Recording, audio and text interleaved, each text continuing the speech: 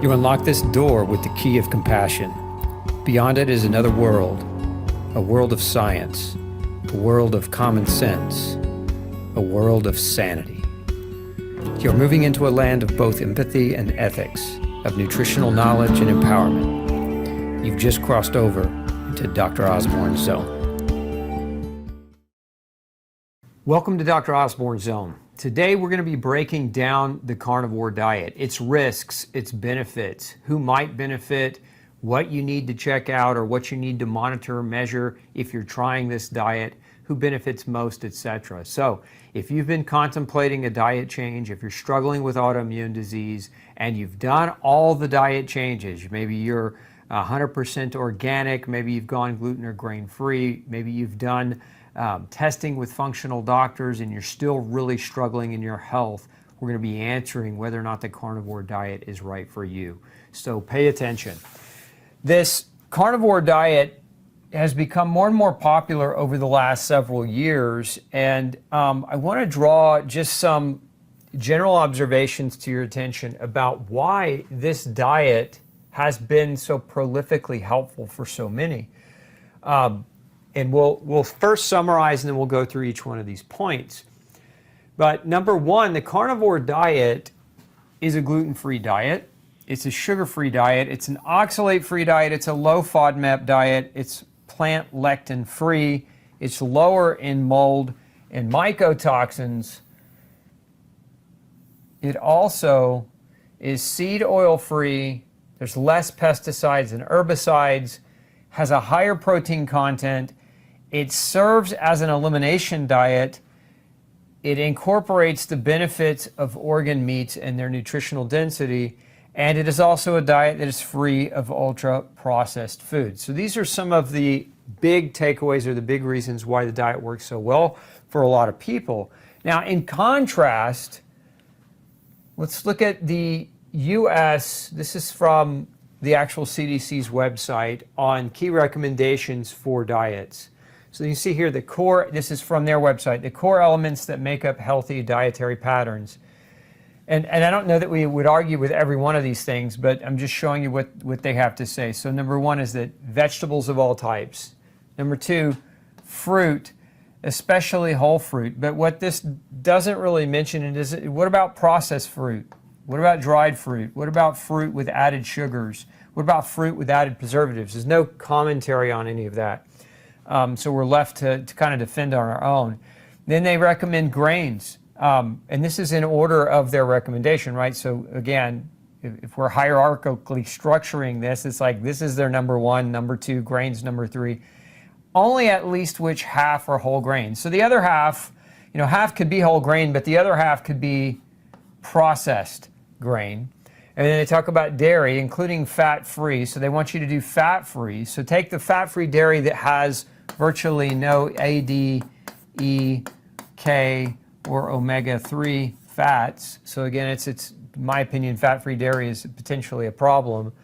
And this includes milk and yogurt and cheese and other dairy varieties, as well as highly processed lactose-free versions, as well as fortified soy beverages. First of all, soy is not dairy, so why they're including it in the dairy category is very confusing and construed to me.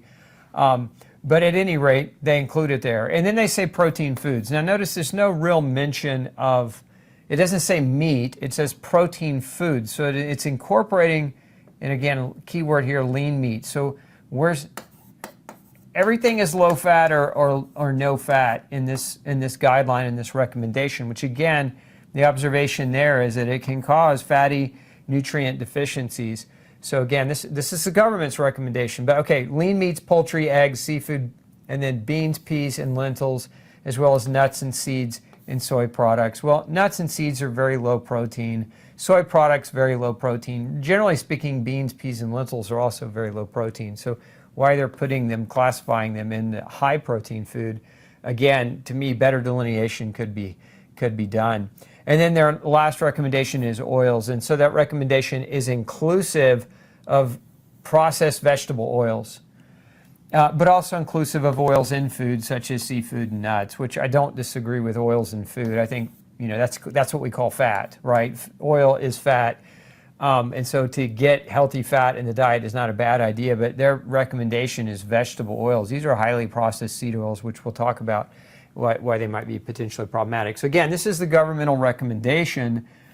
The carnivore diet kind of says no to this, no to fruit, no to grain, no to dairy, no to not protein foods, but no to lean meats. It says eat fatty meats, and then also it says to not eat beans, peas, lentils, nuts, seeds, or soy products. And then it definitely says no vegetable oils. Now the vegetable and meat, or the no vegetable oils, but the fat in meat would be perfectly fine. So again, the differences between the governmental recommendations and the carnivore diet. Now, I think I'll also point out that the governmental recommendations contains a lot of what we would call ultra-processed recommendations. So these are recommendations whereby you can get access to a lot of ultra-processed foods. That would be seed oils, that would be processed yogurt-based products, that would be not eating whole grains, but the non-whole grain varieties. These are ultra-processed foods. So when we look at the newest research on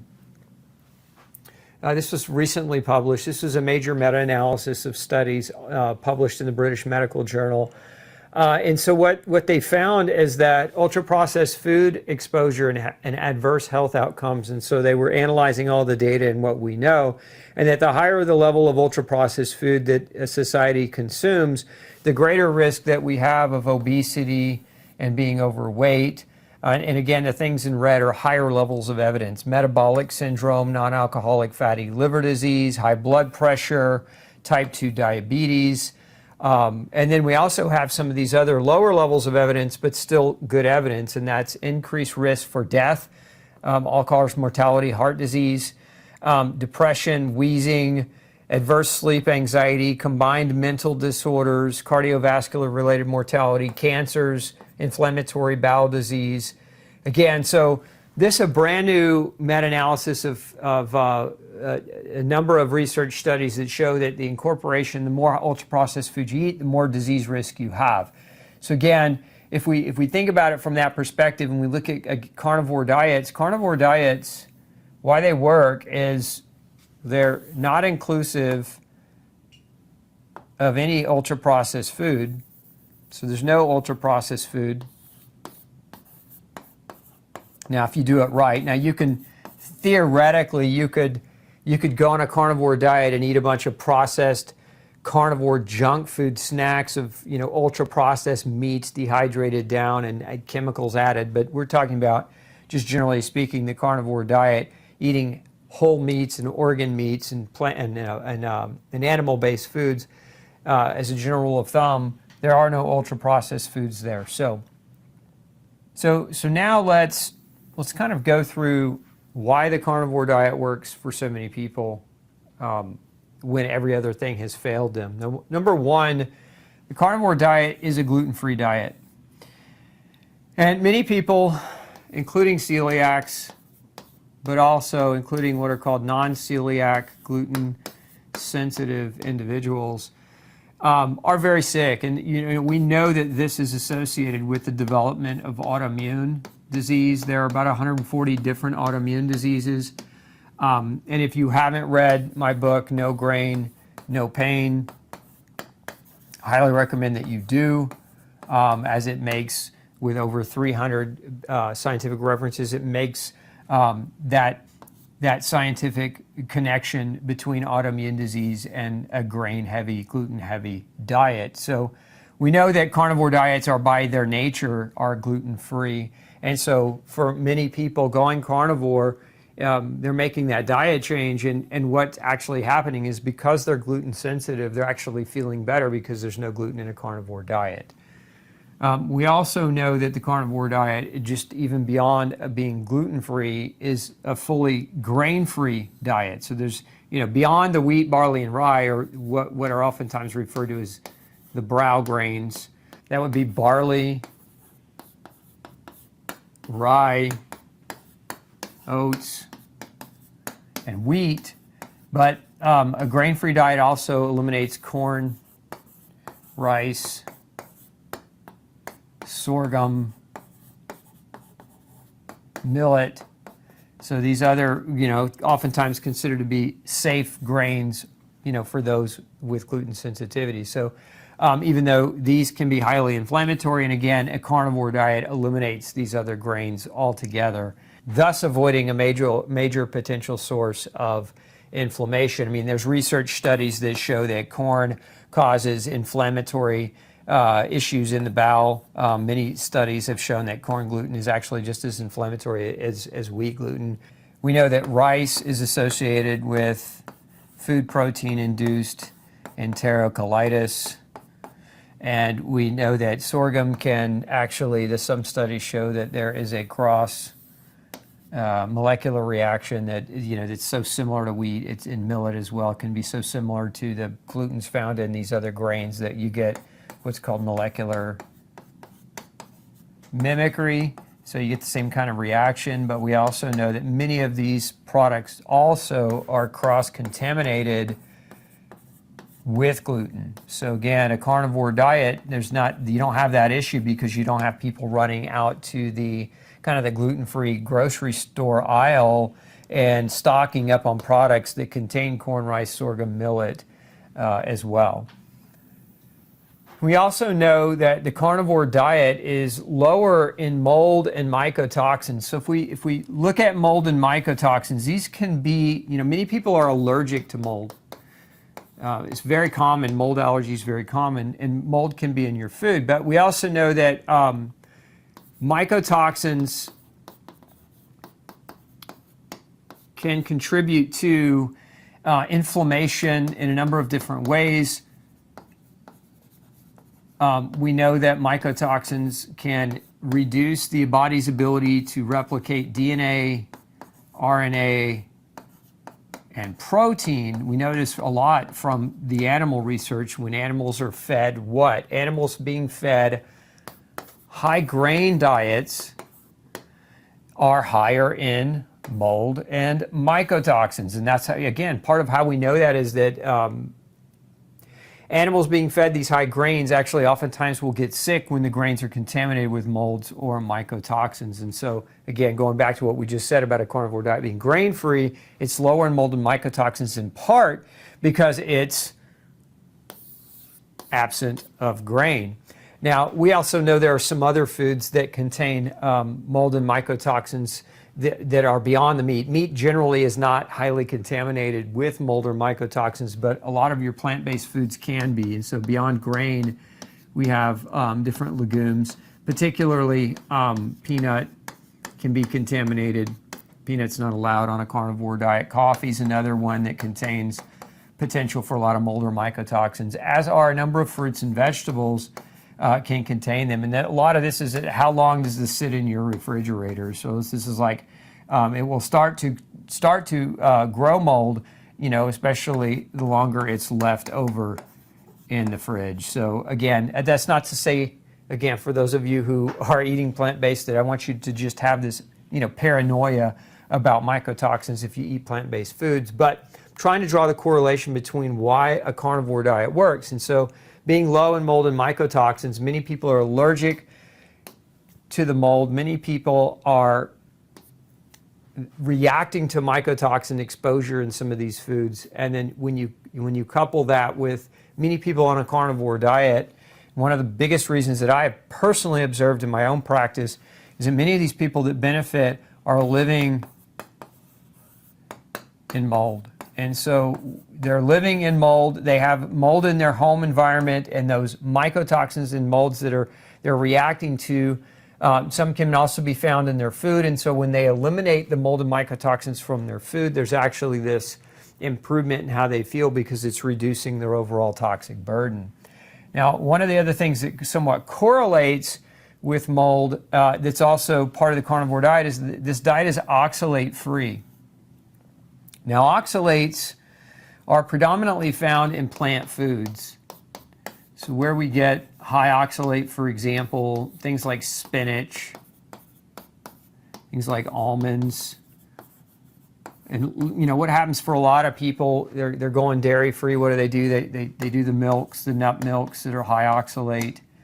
And so they start doing like green smoothies which are high oxalate, and so they start driving up their oxalate status. Now, if you haven't heard of oxalates before, I highly encourage you to go back and watch my crash course on oxalates. We'll put a link up for that in the show notes if you want to learn more about oxalates, but in a nutshell, oxalates can drive up inflammation. If you think about what an oxalate is, it's a little tiny crystal, and these crystals are very much like little tiny glass shards. And so when you have an abundance of these circulating in your system, they can cause damage to your tissues. They can deposit into joints. They can deposit into stones. This is actually one of the top causes of kidney stones. Now, if you haven't had kidney stones, it doesn't mean that you're not bothered by oxalate. It just means that that some people with high oxalate never develop kidney stones, but they develop joint pain or they develop damage to other tissues. And so it's important to understand that just the absence of kidney stones doesn't mean that you don't have a problem with oxalate. But again, go back and watch my crash course on oxalate if you want to do a deeper dive on this particular topic. Now, again, a carnivore diet is oxalate free because oxalates from the diet perspective are predominantly found in plant foods. But oxalate can also be found or produced by molds. And so many people, again, going back to that mold that we were just discussing over here with the carnivore diet being mold and mycotoxin free, many of these species of mold that you can find yourself living with, or could, if your home is contaminated, one of the top species is known as Aspergillus. And we know for a fact that this family of molds can actually produce oxalates. And so a lot of times we'll see people where there's an environmental mold issue, their oxalate levels are extremely high. They've become very, very inflamed, and that going carnivore for these individuals, because it reduces their oxalate burden to a certain extent, they start to feel better. So again, the correlation between mold and oxalate, I want you to understand, but also, oxalate in and of itself for some can be very inflammatory. And so carnivore diet is an oxalate-free diet. And we also know a carnivore diet is a lectin-free, a plant lectin-free diet. And, from that perspective, there are other doctors out there. There's a book called The Plant Paradox, among other authors that have written about lectins as a general rule of a potential food item that can cause or drive inflammation for many people. Now, this isn't true of everyone, but many of you do react to lectins, and so I thought I would throw this in. This was published in European Journal of Clinical Nutrition. You see here, although it is common knowledge that some dietary lectins can adversely affect the growth and health of young animals. Again, this is in reference to animals, and that therefore lectins are implicated in nutritional disorders of the digestive system. It has not been rigorously established that findings with animals are also directly applicable to humans. However, because the glycosylation state of the human gut is basically similar to that of higher animals, it may be confidently predicted that the effects of dietary lectins will have similarities in both humans and animals. So this is why some people do so poorly with certain types of lectins. We see this very, very commonly. And the lectins, a classic place that we see this is in nightshades, nightshade-based plant foods. So this would be things like peppers or eggplant, tomatoes and potatoes, etc., is they contain lectins that can be highly inflammatory for some people. And again, with lectins, a carnivore diet is a lectin-free diet. Now, we also know that a carnivore diet is low FODMAP. And so this is one of the things that happens for a lot of people going gluten-free. So you kind of going gluten-free. This is oftentimes this is like a pathway that people find themselves. They go gluten-free and they have some help, so they have some improvement in their health, but then they hit kind of a wall. And then they discover my work, and then they're like, okay, gluten-free is not enough, let's go grain-free. And they do really well. But some of those people also kind of hit a wall. And then they're looking at other things, and so then they discover this term called FODMAP. And FODMAP is a more restrictive diet. It takes away, basically FODMAPs are in plant-based foods. So it's a more restrictive diet that reduces or restricts more of the plant-based items because of these compounds in FODMAPs. Most of these are like very difficult to digest carbohydrate-based compounds. So they're kind of, think of them as plant carbs that are difficult to digest. And so these people have a lot of gas, bloating, intestinal discomfort, IBS, when they're trying to consume them. So again, from grain-free to low FODMAP. And so then the next kind of level would be even, to a certain extent, something called SCD, which stands for specific carbohydrate diet. And so some people do a little bit better. And so as you gravitate through this chain of things, you finally get to a place where it's like, okay, plant foods bother me. I'm going to try this carnivore thing out. Maybe there's something to it. And I want to pull up a more recent study published. This was just published here in Science very recently. And so I want to pull up what these authors are saying and kind of what they're concluding. But you can see here, dietary fiber, which is, again, FODMAPs are types of fibers, intake appears to be a key factor as high fiber diets are reported among Hadsta hunter-gatherers, whereas lower fiber intake is observed in rural populations, and the least consumption of fiber occurs in industrial societies. These findings collectively imply a decline of these species in the human gut, likely influenced by the shift towards westernized lifestyles, potentially impacting energy balance and other health-related aspects. Okay, so kind of what these authors are saying is that people that live in more urban areas have had a change in their microbiomes, and that change has led to a reduction, potentially a reduction, to be able to process plant-based fibers and carbohydrate items found in plant-based foods. And this may be, again, they're not making the claim that everyone should go on a carnivore diet in this study, but they're making the observation that there's a microbiome change in these individuals, and that microbiome change may be affecting people's GI tracts and may be affecting their ability to digest. And so eating higher levels of plant-based foods may not be the best idea for these individuals.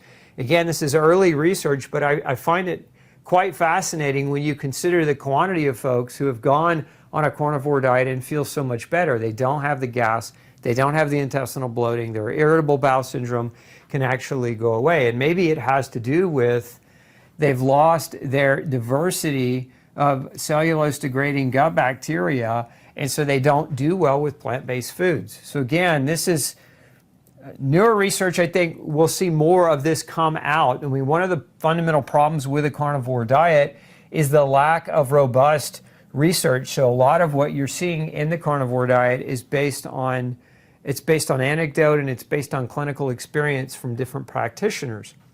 Now, keep going with some of these benefits. The carnivore diet also has no seed oils, so it's a seed oil free diet. And if we look at, okay, what's the potential problem with seed oils? And so I want to give credit to the Double James team here for their very robust review paper on omega-6 vegetable oils as a driver for coronary heart disease. But we know for a fact that there's been a massive rise in omega-6 seed oils and vegetable oils, and you can see here particularly soybean oil began to increase in the USA as far as back as the early 1900s, and so and this was at a time when butter and lard consumption was on the decline, and this caused more than a twofold increase in the intake of omega-6 fatty acid or linoleic acid and polyunsaturated fat found in vegetable oils, which now makes up around 8 to 10% of total energy intake in the Western world. So here, this food from these seed oils was a very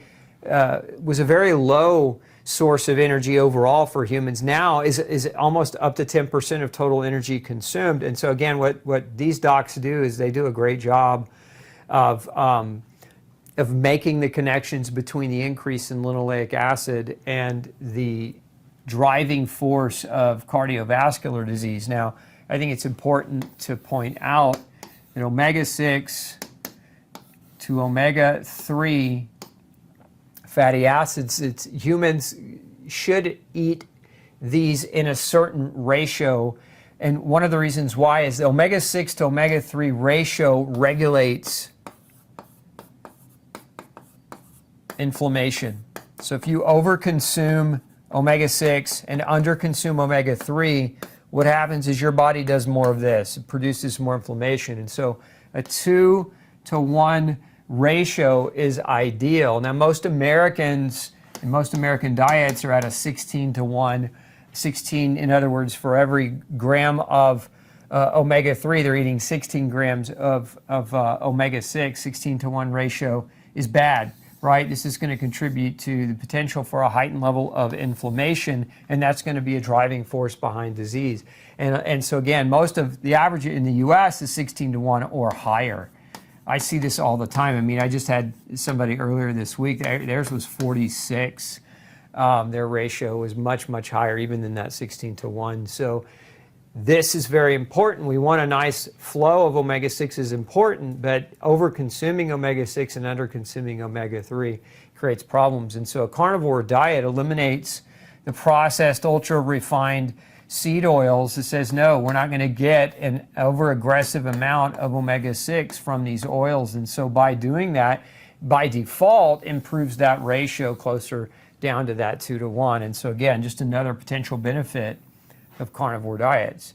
And we also know carnivore diets contain less herbicides and pesticides. And I'm gonna draw a caveat to that observation. The first one is that herbicides, pesticides are used on commercial crops. So the things that we grow, the plant-based foods. Now, some would argue, Dr. Osborne, you know, animals eat predominantly grain, right, which is where we get herbicides and pesticides sprayed. So by default, the animal meat itself would contain herbicide and pesticide. And yes, this is true. But the caveat I'm saying here is that if we have healthy animals, and most people following a carnivore diet are not buying feedlot junk meat. Most people following a carnivore diet are not going to a fast food joint and buying garbage meat, grade F meat. They're buying grass-fed, grass-finished, or wild-caught,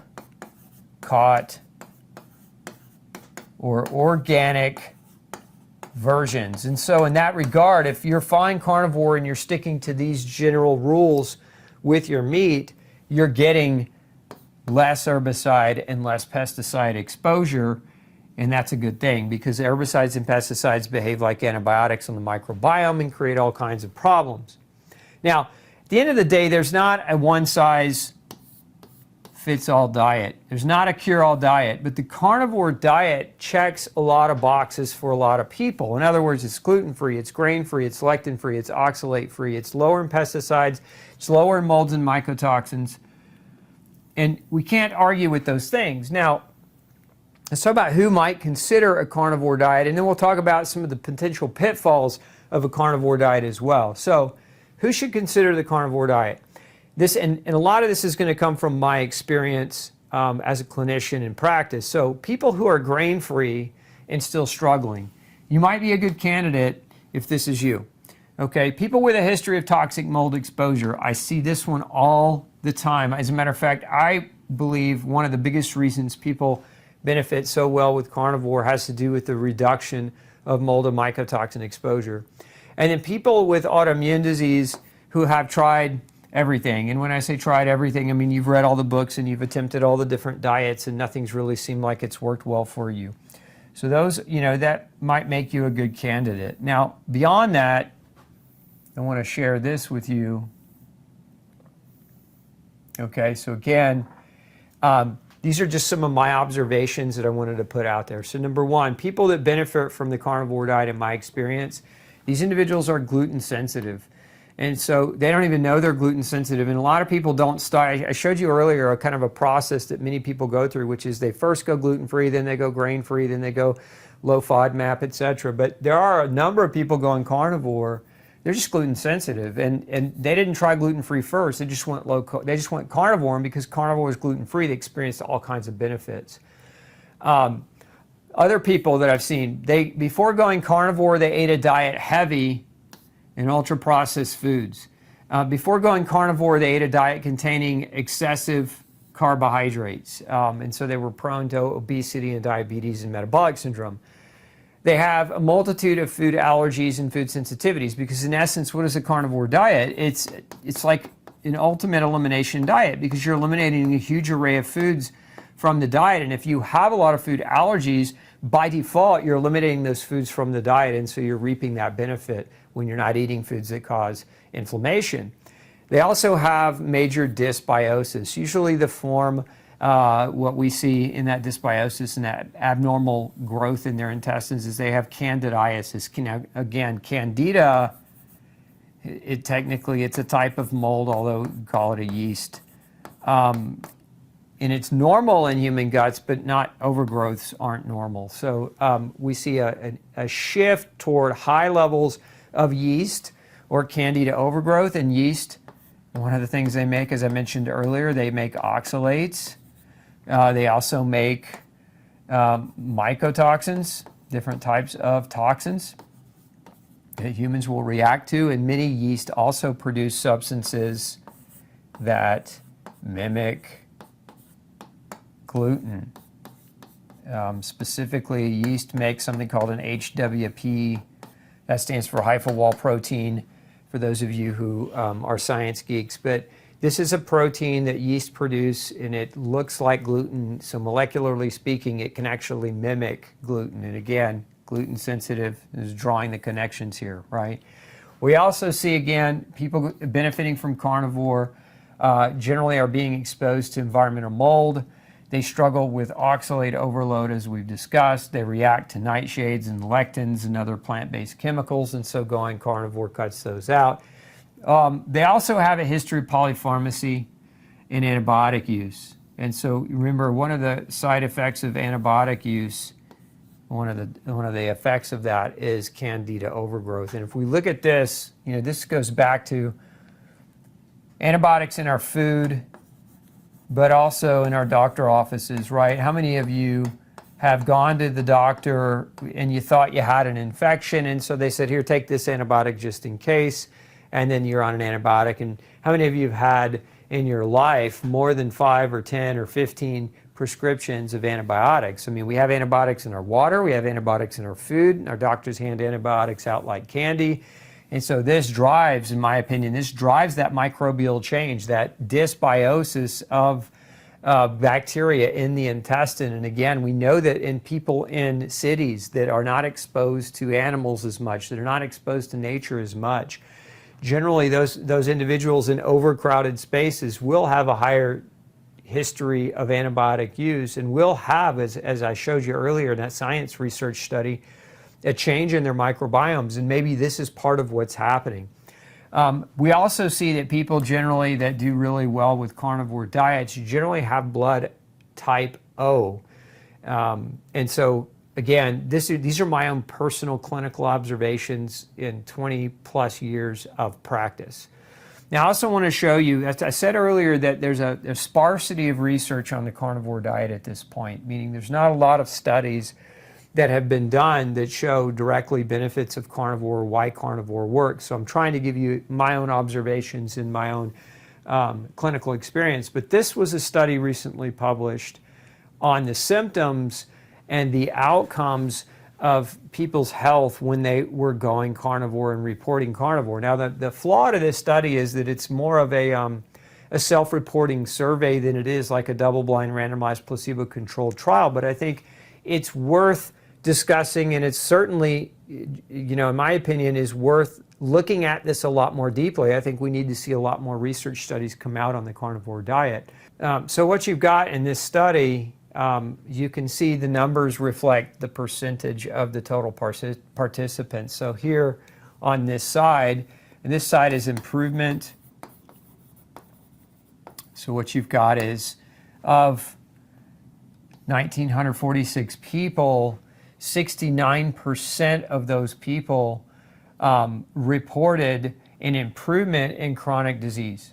Okay, 30 reported no improvement. 1 reported actually getting worse.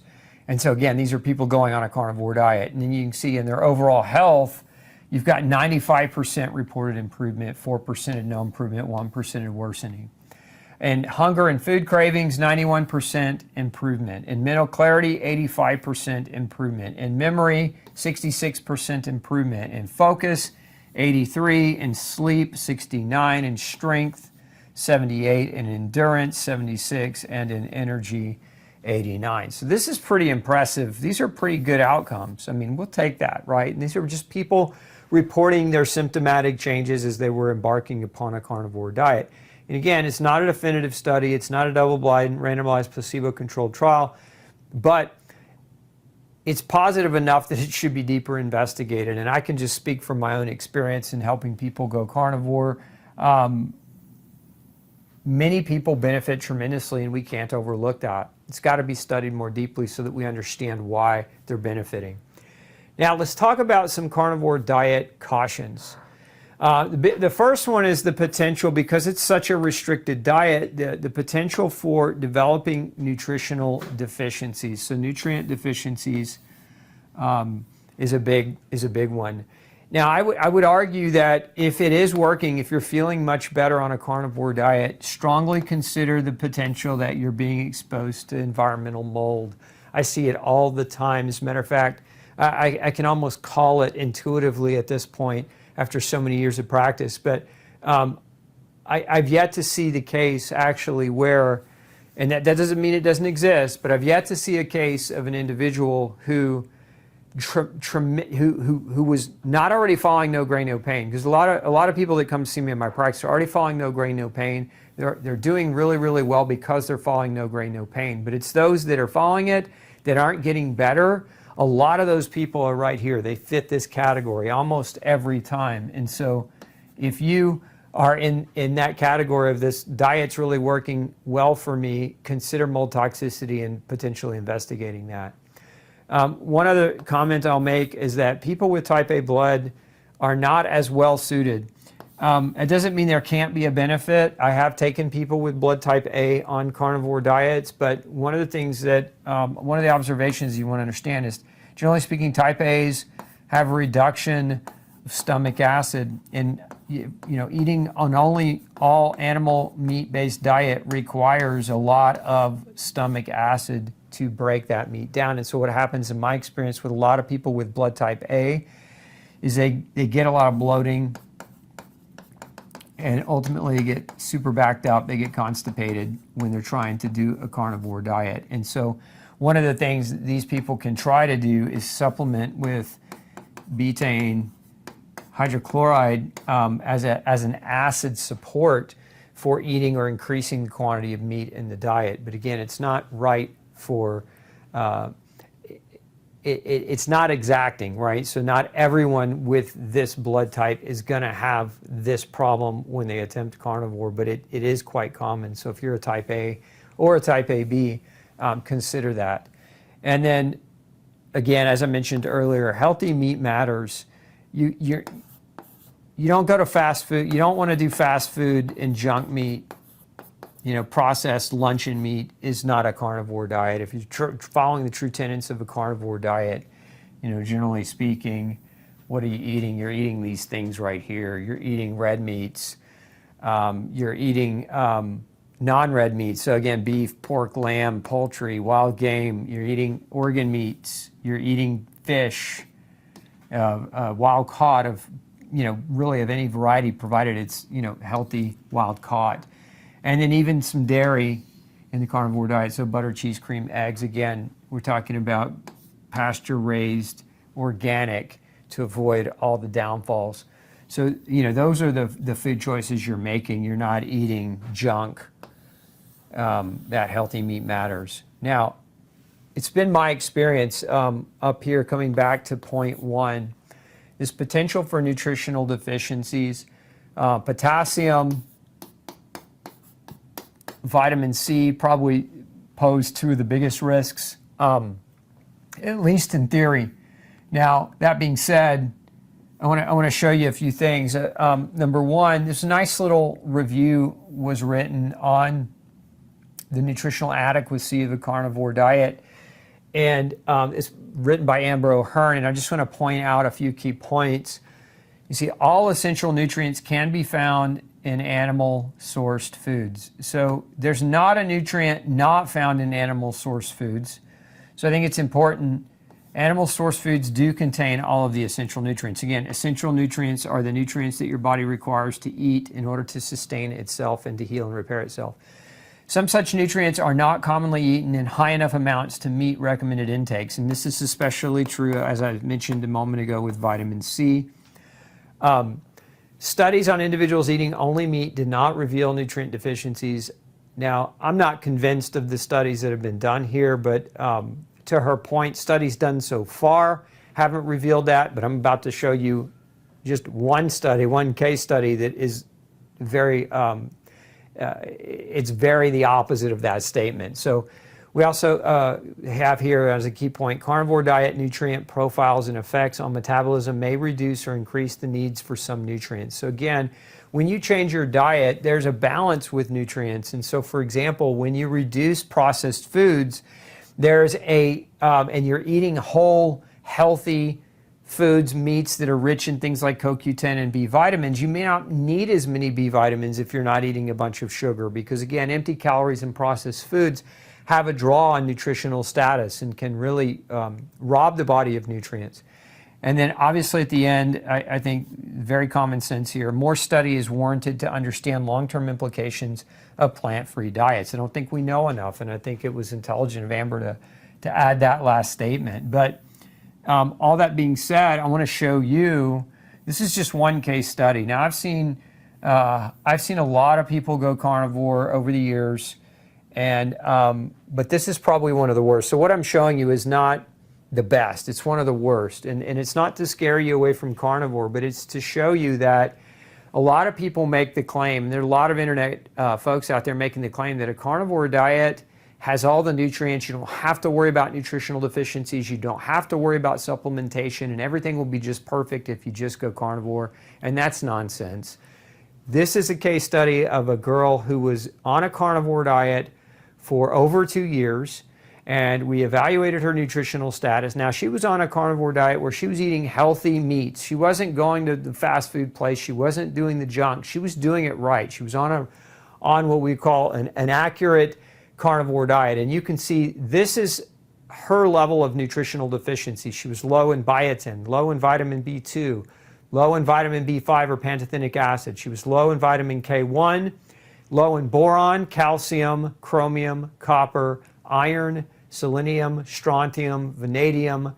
Look at this amino acid section. Now, where do we get the vast majority of amino acids? We get it from animal meats. But look, this is where she was. She was low in lysine, phenylalanine, arginine, asparagine, cysteine, glycine, histidine, and leucine. Now, these are found in meats, but in her case, she needed more. Her diet wasn't providing adequate quantities, or there was some other issue going on internally that was creating this. Now, we also have carnitine deficiency and choline deficiency and glutathione deficiency. So as a whole, there's a lot of nutritional deficit going on there. And if we look at her 25-OHD levels, which is vitamin D, you can also see that this is very low.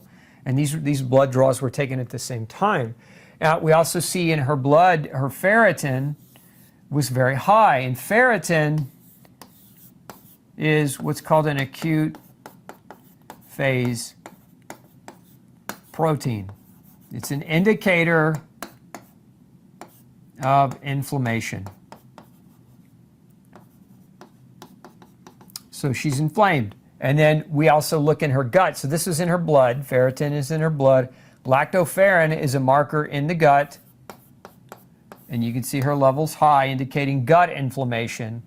And she also had occult blood positive. So she had something going on in her GI tract. Now, this is 2 years of a carnivore diet. And again, I use this as a case because there's so many people saying, just go carnivore and everything gets better. Well, this girl was carnivore for 2 years. She still had gut inflammation. She still had blood systemic inflammation.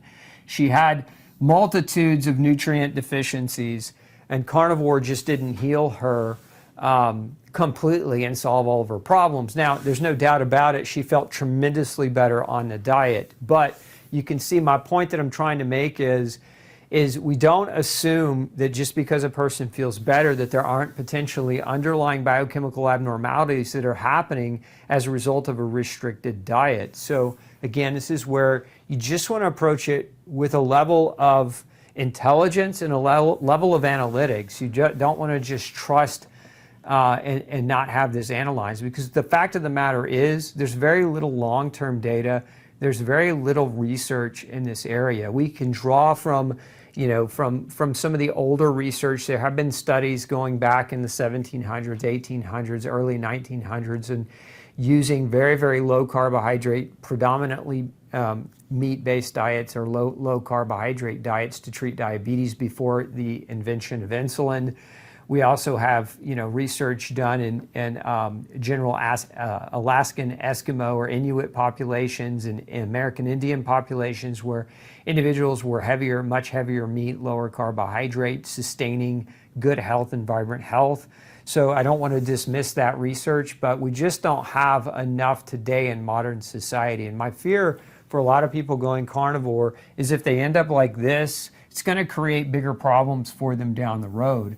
And so it's not hard to get analysis done and to get testing done. And so my advice is, if you're doing a carnivore diet, get your nutrition levels checked. Just be smart about it.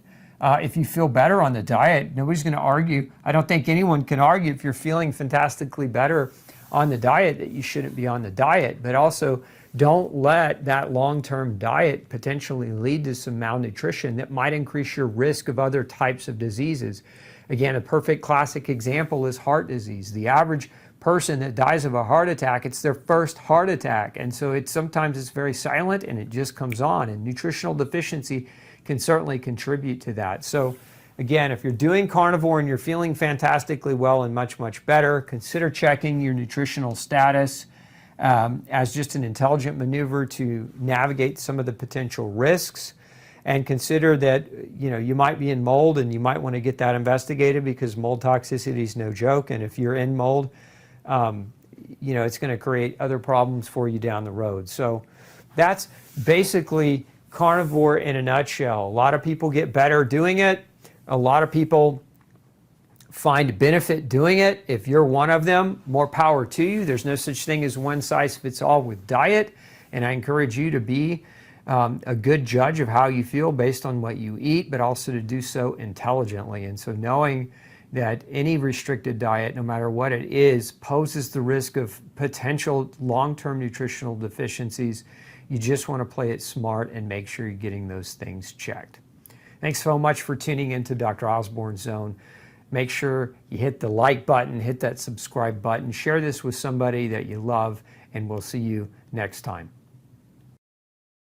Thanks for tuning in to the Dr. Osborne Zone. Don't forget to share, like, and subscribe for more content like this, and make sure you come back next Tuesday at 6 p.m. Central Standard Time and Thursday at noon 30 for more episodes.